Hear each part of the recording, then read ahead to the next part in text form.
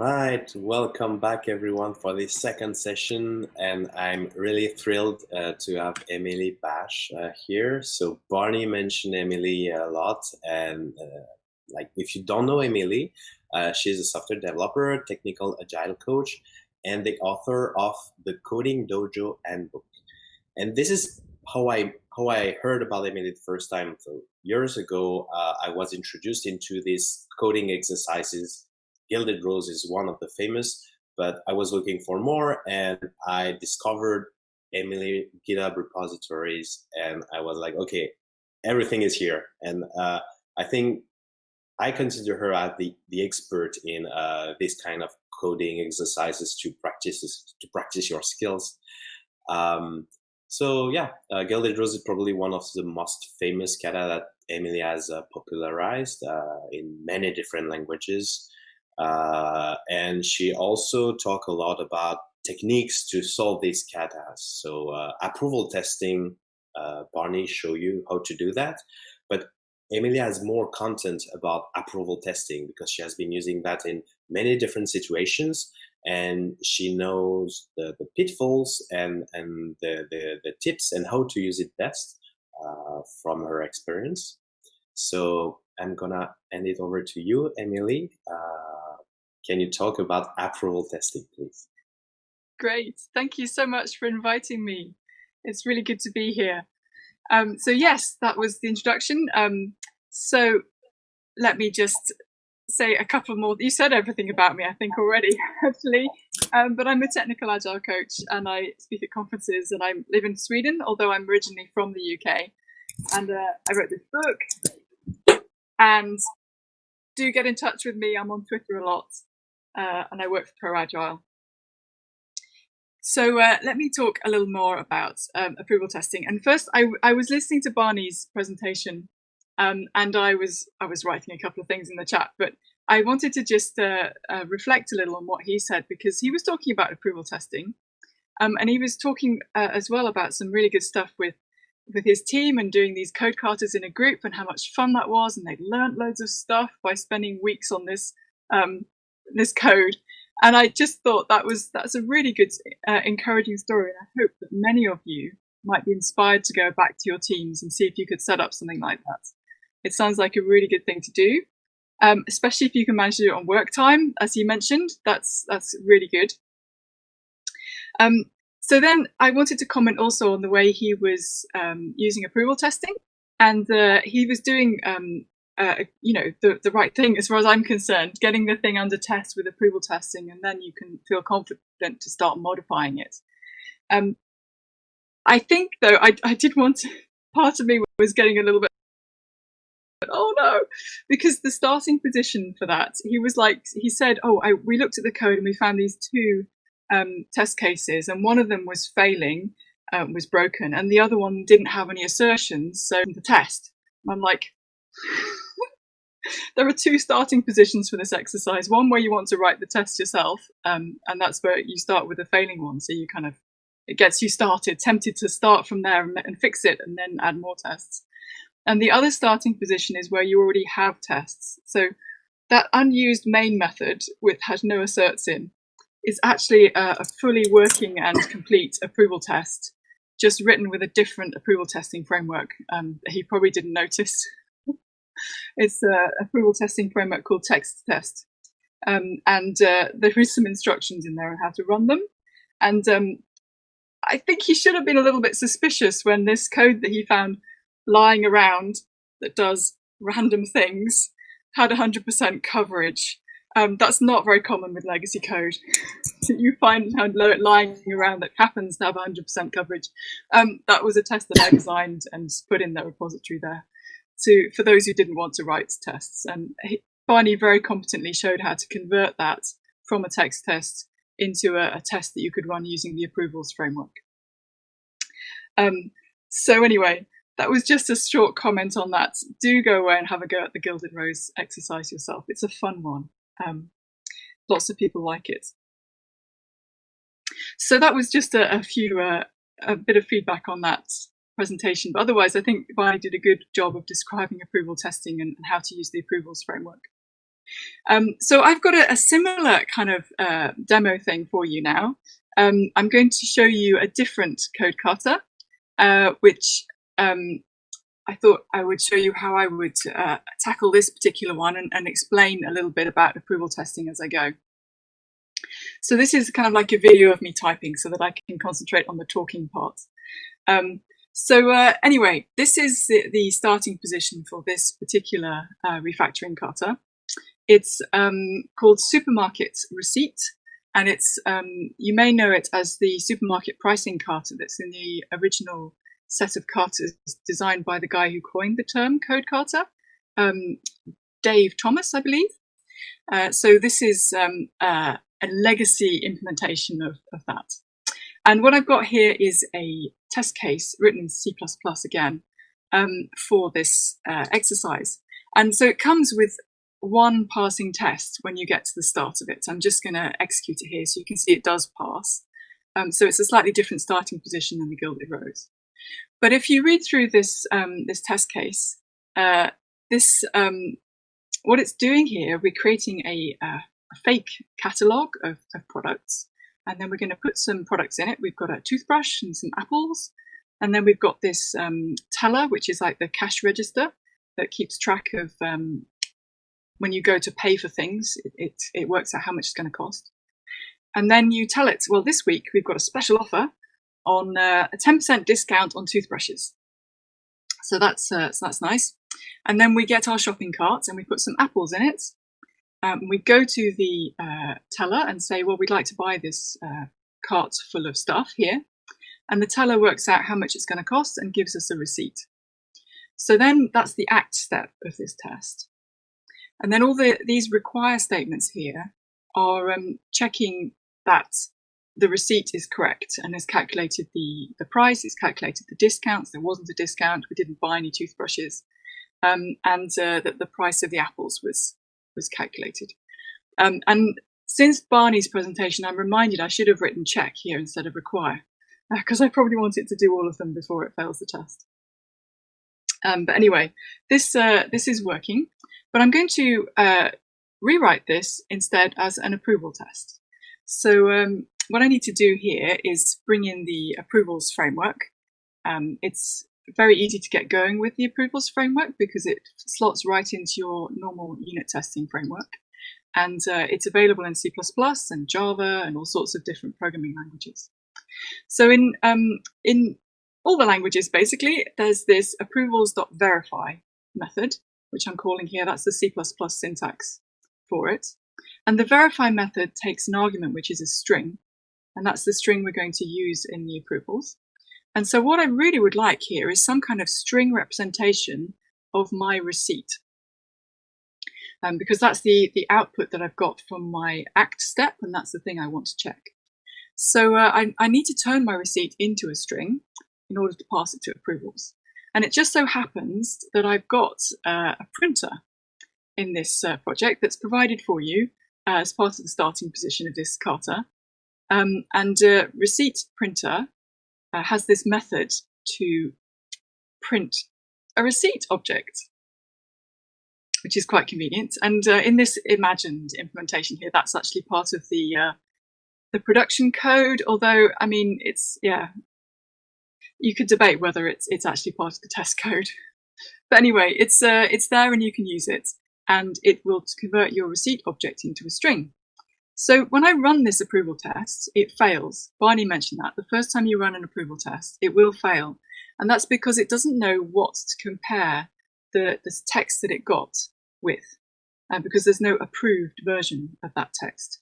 So in this case, it's written me two little files. You can see here in the Project Explorer, I've got two files, an approved file and a received file. So if I bring those up in a diff, I can see that on the right, I've got the received file. On the left, I've got the approved file, which is empty, because this is the first time I ran this approval test, so there's no approved text. So I'm looking at the received text, and that's what my printer has produced when it got hold of this receipt. So I can look at that and I think, well, that looks all right. Let's see. That seems to be calculating the right kind of price for my shopping basket full of apples. So I'm going to approve that. And maybe that was a bit fast. You saw there, I basically copied in the diff tool the received into the approved file. So they're now identical. And when I run the test again, this time it passes because it looked at the approved file, it compared it with the received text, they were the same. It then removed the received file and said that the test passed. So this is good. I now have actually converted this from a normal kind of assertion-based unit test into an approval test. And I'm just put up here next to each other. I've got the printout of the receipt on the left. That's my approved file. And then all the assertions that I had before on the right. And I think you'll agree that if there was any error in this receipt that would have been caught by the assertions, it would also be caught by this printout being wrong. So I'm basically trying to say that they're equivalent. Any failure that I would have seen with the assertions, I would also see with the approval test. So I'm just going to, I think just in a moment, yes. Oh, I was just expanding the screen. Anyway, I don't need these assertions anymore, basically. I've replaced them with the approval test. So that's the test case that I'm left with. It's got these two parts. There's the code in my unit test framework, normal unit test, and then the approved file, which lives near to the test code. They're in the same, kept in the same folder by default. But obviously you can configure that. But the point is that you need both these parts in order to execute this test. So that was a short introduction to approval testing. And what I'd like from you now is, I thought I was trying to make this a little bit interactive. So I've got a Miro board, which I'm hoping my beautiful assistant is going to paste a link to it into the chat. So just a minute, not that, wrong link. Miro board in the chat, click on it. Hopefully you'll be able to open the Miro board, and while I'm just reconfiguring my windows, you can write your first impressions of approval testing based on what you've seen already. Great. So as I said, we'll come and look at the Miro board a bit later in the presentation, but I think it really helps to, when you've seen something new, to just spend a little moment reflecting on what it was before I go on and say a lot more about it. But that's what I'm going to do now. I'm going to tell you a little bit more about what approval testing is like. So I'm sure you're all familiar with the idea of unit testing. And a unit is a method or a function, a module or a class, or it could be a group of related classes. And in this particular Carter, it's that last thing. We've got a group of related classes that we're testing together. And the automated unit test is going to check that that code is working. It's designed by a person, and it runs without me having to do anything while it's running, and it will just report a result. So that what we've got here with approval testing, it's still an automated test, and you could still call this a unit test. So with a unit test you're probably used to, it's got these three parts. Barney had one of his slides where he was like, you're allowed 2 blank lines in your test, and those are the lines between the arrange and the act step, and the line between the act and the assert step. And that's, I think, a good way to think about the structure of a unit test case. With the approval testing, it's the assert part which we've changed. We've now, instead of writing these explicit assert statements, we are comparing against an approved output. And that approved output is something that we gathered from an actual execution of the program. It's not calculated in advance, it's stored after, based on actual behavior. And that's a big difference with an assertion, where you often, if you're doing TDD, you would have defined that and calculated it in advance. Whereas an approval test is pretty much always written, at least the approved output is finalized after the code is working. So this is what you get when the test fails. It shows you the difference between your approved output and your actual output. And you have to make a decision then about whether this is a pass or this test has failed because there's a bug, which it looks like in this particular case, or whether it's failed for some other reason. And you might need to maintain that approved output and approve it again if the behavior's changed for some reason. So approval tests, we want them to be reliable. Barney said this as well. You've got to have consistent input. It's got to produce consistent output so that you can make sure that approved output is always the same.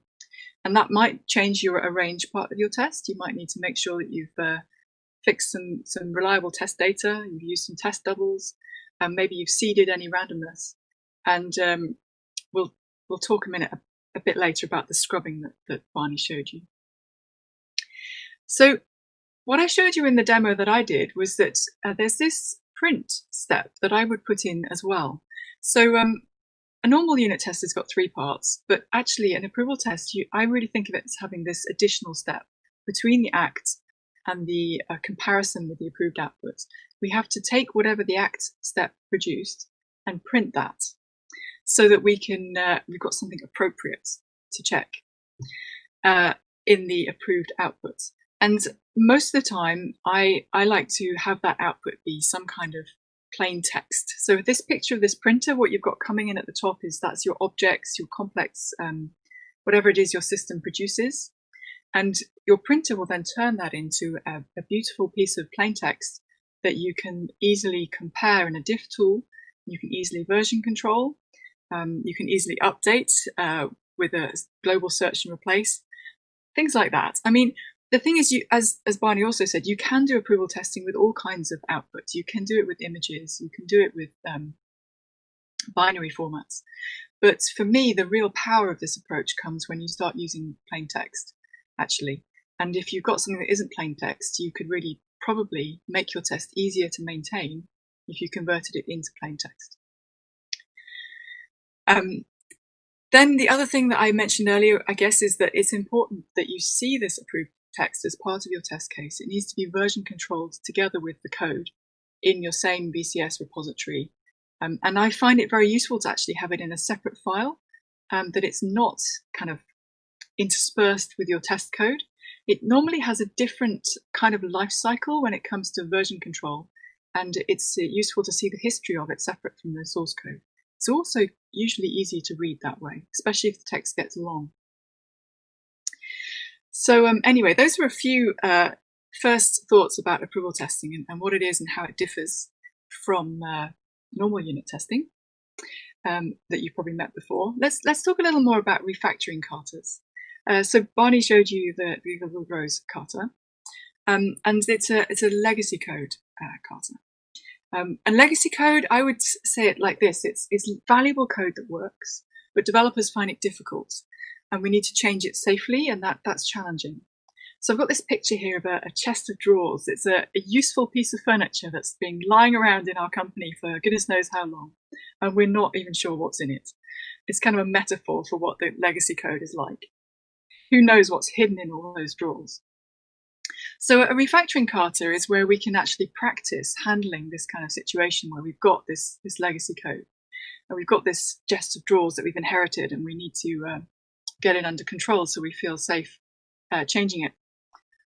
My metaphor is kind of breaking down a bit there, I think. But anyway, the first thing that you need to do in a refactoring Carter usually is to extract a unit that you can test. This is a typical first step with a piece of legacy code. You've got to find a piece of it. It's too much probably to test the whole chest of drawers at once. You pull out a drawer. And that drawer might be bigger than you're used to. But that's kind of what legacy code is like. It's the dependencies are often so tangled that the piece you can pull out and test by itself might be quite large. So often, actually, a refactoring Carter would already have done that step for you. It'll have pulled out a drawer and found a suitably sized piece of code for you to work on. The legacy code you've had in Gilded Rose was, 50 lines of code or something? It's enough to practice on. It's a drawer that's been pulled out already, but its normal legacy systems are often quite a lot larger than that. So that's the first step, pull out a drawer. The next step is to go through everything that's in there, and so that we know what we've got and how it works. So this is like covering it in test cases. We're going to try and look at every piece and see that we've identified that we can exercise all the behaviors that we've got in this piece of legacy code. And that's probably going to involve finding some suitable test data. And in an exercise, you might be given some test data, or you might have to make some up. And then there's the refactoring step. Once you've got your code under test, then you reorganize it. You improve the design. You put all those socks in a row so that you make it absolutely, completely clear how to add the new feature. Because that's usually the reason you want to do all this, is to add the new feature. That's the goal with the refactoring Carter is pretty much always it's got this form. You've got to find a unit that you can test. Sometimes that's done for you. You've got to cover it with tests. Sometimes that's done for you as well. And then you need to refactor it, put everything in order, and make it really easy to add that new functionality. So you've got to come up with a design that makes adding it really easy and straightforward and obvious. So that's the form of a refactoring Carter. And that supermarket receipt that I was just showing to you, that's got this form. It's given you a unit. You've got a unit test, but it doesn't give you full coverage. You have to add more tests, and then you can refactor your heart's content to make it really easy to add the new functionality, which is mentioned in the README file. So that's supermarket receipts. I've got another demo for you, which I've got here on another. I've recorded myself typing so I can concentrate on the speaking when I've got you all here. So this one is called the product XML. Actually, no, it's called product export. Product export is what this one is called. It's on my GitHub as well. And the starting position for this one is you've got this XML exporter class, and it's got several static methods that are producing XML. You can see all this code here. There's another method there, export text details, and another one there for exporting store. So it's got several methods that all are producing a long XML string. And then, so I need to get this under test. That's the pieces are actually already in some way extracted. The drawers have been pulled out. You've got some methods there, which are of a suitable size that you can start working on. And the tests, though, are completely empty. There's nothing here. It just says to do, implement this test. So what I'm going to do here is, obviously, I need to change the name of the test so it matches what I'm trying to do. And I'm going to start by trying to write a test for export full, which was the first one of those static methods that I had in my XML exporter. So here I need to obviously call my export full method, and it's a static method, which makes it quite easy to call, but it takes this collection of orders as an argument. So I need some test data. And this is another way that this exercise is quite kind to you, because it includes some test data. So I've got this sample model objects, which comes with it, which is together with the test. So I need a list of orders, and there happens to be a sample model objects contains a recent order.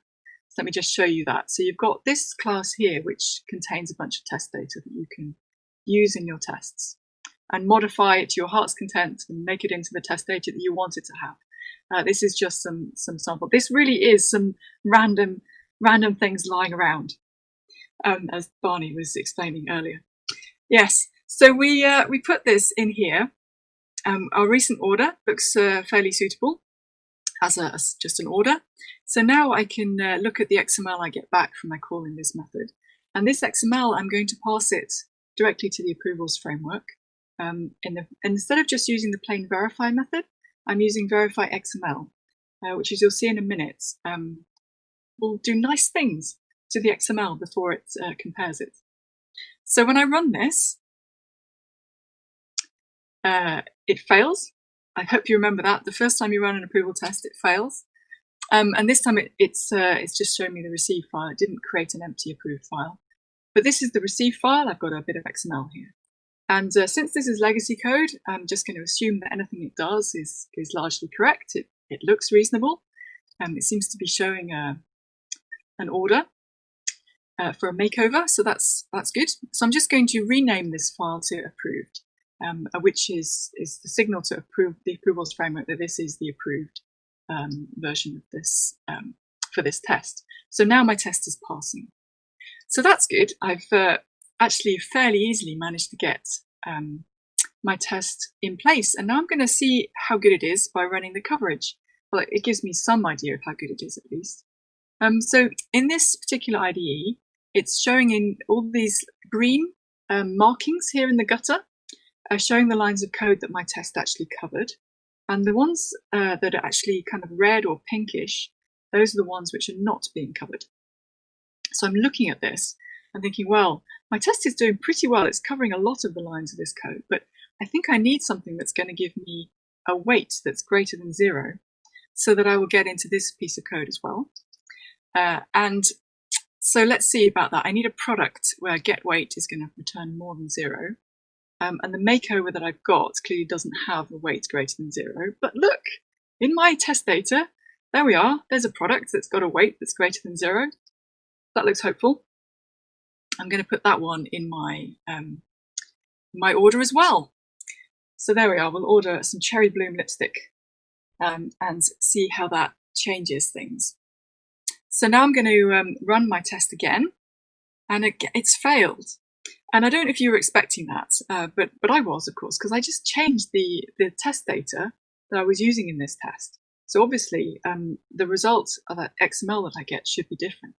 So now I can compare the approved and the received files, and the diff merge tool here makes it very clear what's happened. We've got a new product in the XML, and it's because the XML is laid out really nicely, the diff is really useful, and it's very clear to me that I can just accept that change.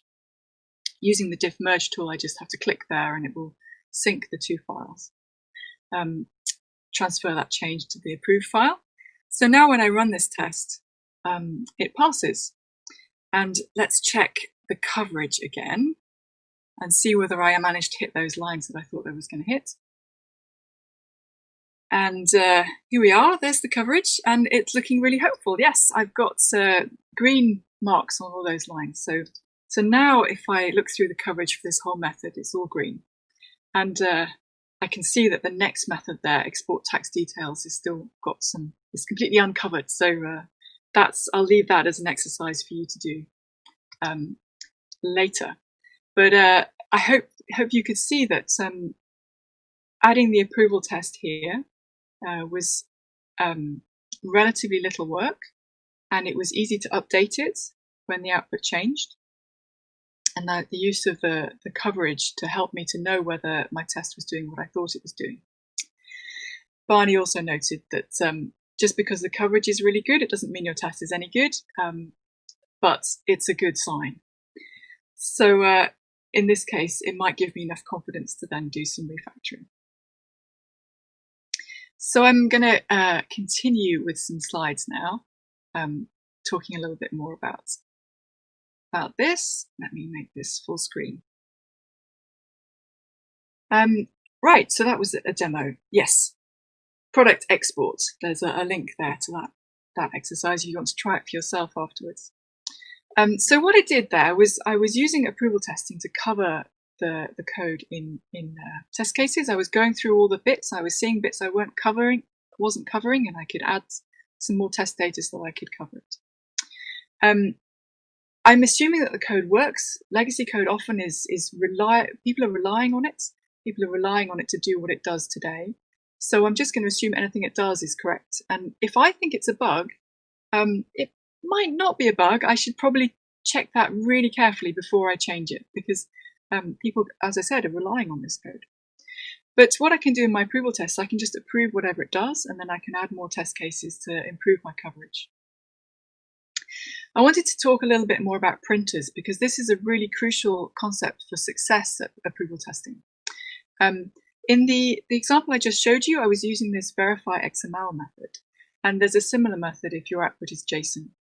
And that's it's like a built-in printer that comes with the approvals framework, because no matter how unlaid out your XML is, this verify XML will lay it out nicely with all the indentation and put things on separate lines. So it's really easy to do a visual diff on it, because that's really what you're after. In order to understand a test failure, you need to see a really readable diff. And that's it's useful with this, with XML and standard formats like this. You can have a standard printer. In the previous exercise with a supermarket receipt, I wrote my own printer that was going to lay things out so it looked like a receipt. And so, but also it still had this property of the line-by-line diff was really easy to understand when the test fails. So that's important. Design your printer. Use a standard one, but if that's not going to be good enough, design your printer. So I've got an example here of using the standard printer for some JSON. And here you can see this is another random piece of code. It's not particularly a code carter that you've probably done, but it's showing some bookings, a list of bookings. It's from the RESTful Booker, if you know it. And these ones have got, things that you do want to check in your printer, like the first name and the last name and the price they've paid and stuff. But it also contains some of these details that you probably don't want to check, like the booking ID and the database UUID and stuff, which are also being printed. And this is going to make your test unstable, just like those dates were in the log that Barney showed. You don't want really to include those details. So the standard printer has made it very easy to get started, but actually I need to do a bit more work before this is going to be useful in my test. So scrubbers, Barney showed you a demo of using a regex scrubber. And the basic idea is that you take the text that your standard printer produces, and then you apply these regexes to just filter out some parts of it that you don't want to check. Another approach, which might work better for you, I don't know, is just directly after the ACT step, just make all those fields that you don't care about, just set them to null before you print it. And that has a similar effect. It just means that the booking ID comes out as null instead of 6, and stuff like that. So I do encourage you to think carefully about the text that you use in your approval test and think about the design of your printer. That's the key, one of the keys to success with the approach. So I've been talking about approval testing, and I just wanted to talk about good situations for it. So legacy code, this is a good situation for it, where you've got units that are perhaps a little larger than you want to tackle with an ordinary unit test, where you've got behavior that you want to preserve that's really important, that nothing changes unless you noticed, where it's already producing something that's text or can be converted to text. It's really quick and easy to get going with this approach. Just be careful of making sure that text doesn't contain too much random junk that you don't care about. Then another situation approval testing is really good in is where it's difficult to predict in advance what's correct, because the approval test isn't finalized until you've seen the actual outputs. And it can be a lot of work to try and calculate in advance what a good result is, and that's the standard unit testing approach. So it might be better to just defer that and just use an approval test. So you design your ACT, your arrange steps of your test, and leave it open what it is you've got to verify in the assert step. Then the outer loop tests in BDD. I think Barney said this as well when he was answering the questions, that approval tests actually are very I often use them in this role instead of Cucumber as the outer loop tests in a BDD process. They often lend themselves to slightly larger units generally than ordinary unit tests. But I kind of find if I'm writing unit tests, even with a normal unit testing framework, and I start finding that I'm writing several assertions, I would often convert, even in an ordinary unit test, I would often convert those to using approvals. Write a printer that will print out all the things I was just about to assert. And I can often reuse that printer in many test cases, which can reduce the amount of maintenance. And it also can make the failures more understandable. I'm a great fan of having a diff tool show me the difference in the printouts. And I find that easier to understand often than the equivalent failing assertions. Right.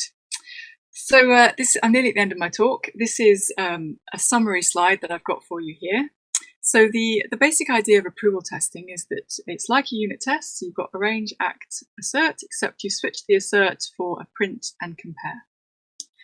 And you use a diff tool then to examine the failure and work out whether this is what you wanted or whether this is a bug. and you can use the diff merge tool to then update the approved text. You need to think carefully about a printer to make sure that the text you're comparing is not containing loads of irrelevant details that change all the time and you don't care about, and really lays things out line by line to make the failure understandable. It's a good approach for legacy code, and particularly the parts of dealing with legacy code where you need to get existing code under test, where you've already pulled out a piece of it that you just want to cover with tests. So that's my final summary slide. Thank you for listening. Right, oh, lots of things here. Right, so, oh, Barney really likes them. Oh, thank you. Yep. Okay, capture, yes. This is really good. First impressions are really good because it's like things I don't see because I've been looking at these for ages. Yes, no more trying to understand failed assert error messages. Yes, that is a feature of it.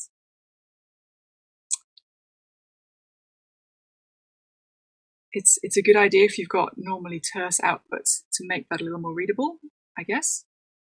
Hard to test serializable outputs. Oh yes, we didn't talk about HTML and HTTP requests.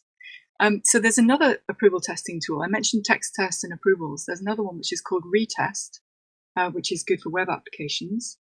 And I think Applitools, that's a commercial tool, that does something very similar for web applications, but only with, it doesn't use plain text, I don't think. So there's lots of approval testing tools. There might be one suitable for your situation. It confirms existing behavior but not correctness. Yes, that's a very good observation. You have to confirm correctness yourself. That's the approve part of the name. Yeah. Oh, somebody with a little experience report here saying that it caught things that were missed by lots of unit tests. That's encouraging. That's also my experience actually, that with these tests, that they do catch stuff that you might not have thought to assert them, but your approval test is printing them, so you check it, you know? Right, and somebody's saying also an experience can be hard to track why the approval test breaks. You just see that something changed. And that's good when you're refactoring, of course, because you want to be alerted when something changed, but maybe, yeah, you might need to then decide, well, is this a desirable change or not? And then you need to track down, well, what is it printing and why is it printing that and why should I care about this? And for that, it's, again, coming back to the design of your printer. Ideally, your printer will also say stuff about, you know, I'm printing out the receipt now, and this is important because it's important that the discount's represented. You know, you can add little bits of comments into your printouts to make it easier to read them. Yeah. Good. Thank you so much for all those observations. Were there any more questions, Nicholas? Yes, we do. So the first question is, what's the difference between approval testing, golden master testing, snapshot testing? Right. So approval testing is a term that was invented by Llewellyn Falco the name for his framework, and I discovered it in about 2010, 2011, and thought this is a really good word to describe what this is. Older words are characterization testing, which Michael Feathers coined in his book, and golden master testing. I'm not sure where that came from, but it's probably even older. And then snapshot testing is a term that was invented by the people at Facebook when they invented their testing framework, Jest, which is not that long ago. So when they chose the word snapshot, I think they missed a trick. I think they really should have been aware of the prior art and they should have used a better name, because snapshot is not a good name for this. It's not just some random thing I'm taking a snapshot of today that I expect to change tomorrow. This is a printout of something I care about that I have approved. Approval testing is such a much better name for it. And Facebook, you should have known that. Then the other term that I really don't like is golden master testing, because it also implies that the thing never changes, that it's some kind of ideal that we worship, this golden thing that should never change. That's also completely the wrong way to think about approval testing. this is an agile approach. The text in the approved file, we expect it to change and be updated. So this is why I use the term approval testing, and I prefer it to all those other terms. But they're basically talking about the same thing. Yeah, that was also my understanding, and it's really interesting what you said about snapshot testing, because yes, it's I think the most recent one is just they are kind of popularizing this approach, and I think it also, like, people don't think about the printer part and they don't pay attention to it. They just capture what's the output, and so it leads to people not liking approval testing because you don't really look at what you're producing and you don't really look at the output, and it's a pity. Okay, next question. How would you do approval testing for CSV output with many columns? Does the framework have method to do that? Yeah, so CSV output, in a line-by-line diff, that's kind of awkward, because if it's very wide, long lines, the diff might be kind of like in character 76 somewhere way off your screen, and it's difficult then to interpret the diff. So you're quite right to point out that CSV as the output from your printer is not very friendly for approval testing.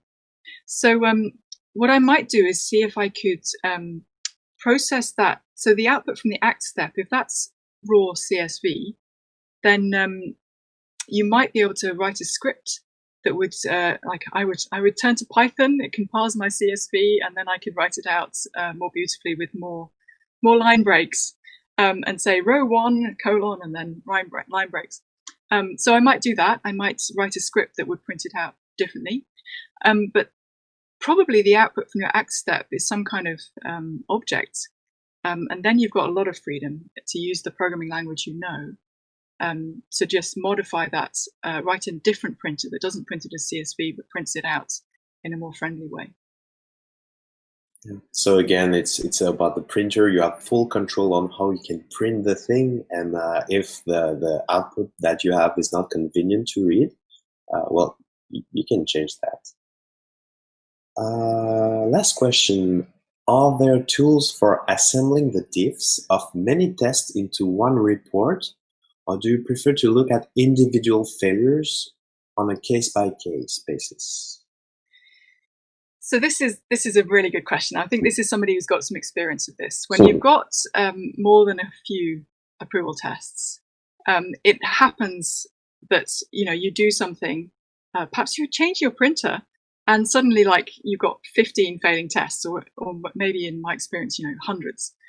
And I think the question is about, well, how do you manage that? The default behavior of the approvals framework is to throw up a diff tool for every failure. And then you're expected to kind of go through and look at them all. That's okay if you've got only a few tests. I mean, you can probably manage 15 or 20, actually, if you have to. But when you've got hundreds, it really clearly doesn't scale. So some of the other tools, like Text Test, which is the tool that I've worked with most, has got a thing for browsing all of the failures and looking at them individually. And it also will group similar failures together so that you know that they've all, for example, it will show you all of these tests have failed with exactly the same diff. So I was missing this tool for Llewellyn's approvals framework. So I was writing some little Python scripts that achieve the same effect. So if you just close all of those diff windows that approvals brings up, or if you tell it not to bring them up, it's got a setting so you can tell it not to. You can use these little Python scripts to analyze the test failures and work out, I've got 4 tests failing with this diff and the other 6 are failing with this other diff, that kind of thing. And then you can start to manage test failures in a better way than just looking through all the diffs, which quickly gets a little bit boring. Thank you for sharing that, because it's coming from a lot of experience, and that's golden. I think that's it. Thank you very much, Emily. It was a lot of fun, a lot of insights. We will have a 14-minute breaks, everyone, and then we will have Jonathan Bocara, who will share 7 techniques to deal with legacy code. Thank you again, Emily, and see you later.